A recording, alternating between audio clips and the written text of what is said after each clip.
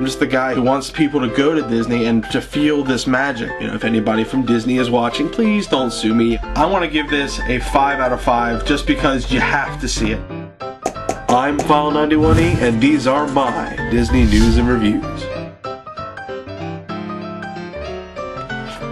Okay, now I gotta find what they say about the hotel, the All-Star movies, you know, the All-Star sports or movies and music, because they're all the same.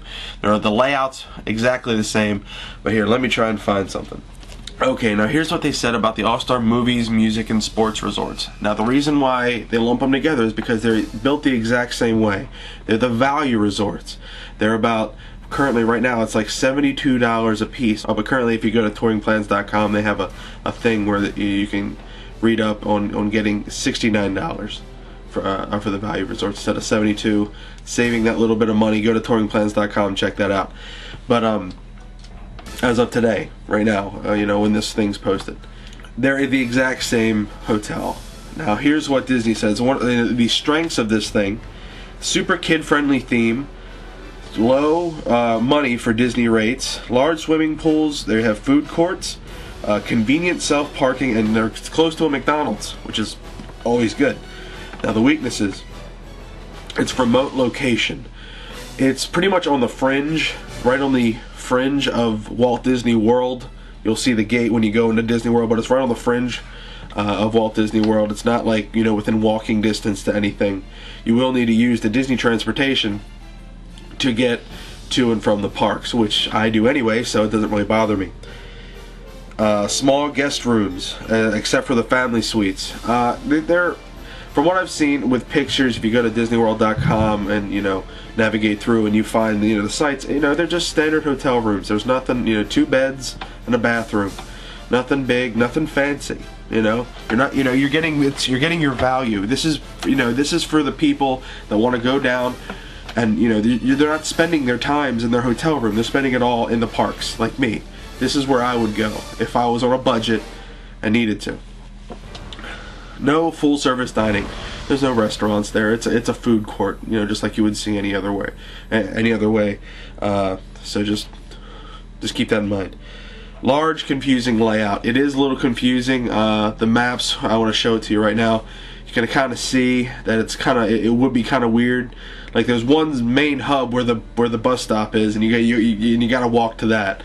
If you're all the way at the end, you might be a little confused, or it might be a little bit of a walk to get to the bus stop. So just keep that in mind.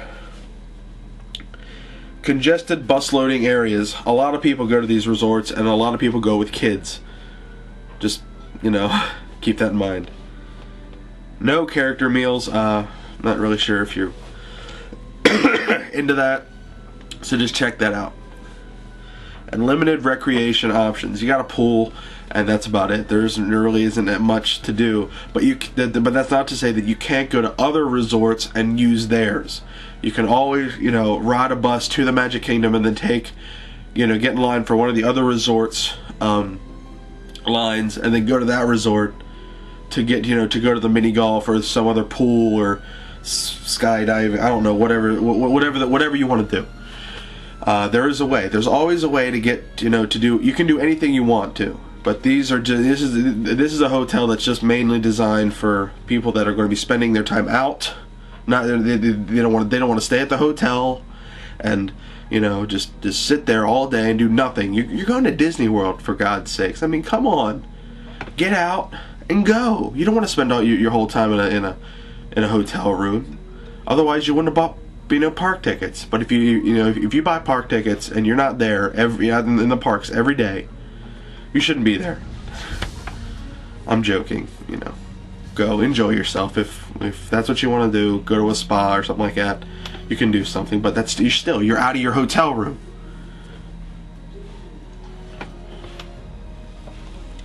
But yeah, some things that some people have said that were either positive or negative about the resorts are one of the things that that stood out to me is that obviously it's like if your room is really far from the bus stop, then you're going to be walking a lot to keep that in mind. There are a lot of kids at this resort, and if you're right by the pool, you know, I mean, the doors aren't, they're soundproof kinda, but they're not, you know, ultimately soundproof. So you will be hearing a lot of kids screaming and whatnot. If you go down during, you know, like school touring months, like the end of the year, at the end of the school year for some like seniors and or 8th graders or middle schoolers, or you know, whomever's going down to Disney, that's where they stay because it's a value resort for the school. You will get that noise. So you know, if you don't mind the walk, going down farther away, you'll get, you know, less kid noise. So just, you know, keep that in mind.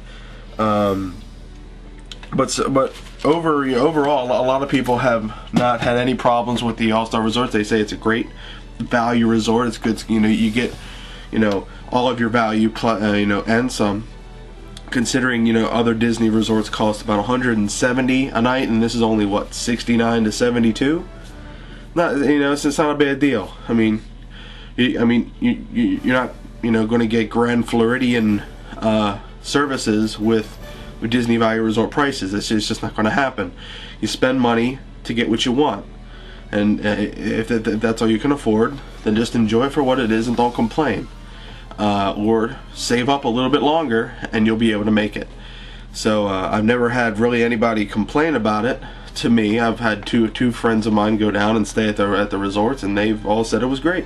Never had a problem with it. One of them even mentioned that you can buy a cup there that's constantly refillable, and that is an expense that, you know, they would, you know, I'll recommend to other people, because they can just walk to the food court and refill their drink constantly throughout the whole week that they were there. So check that out.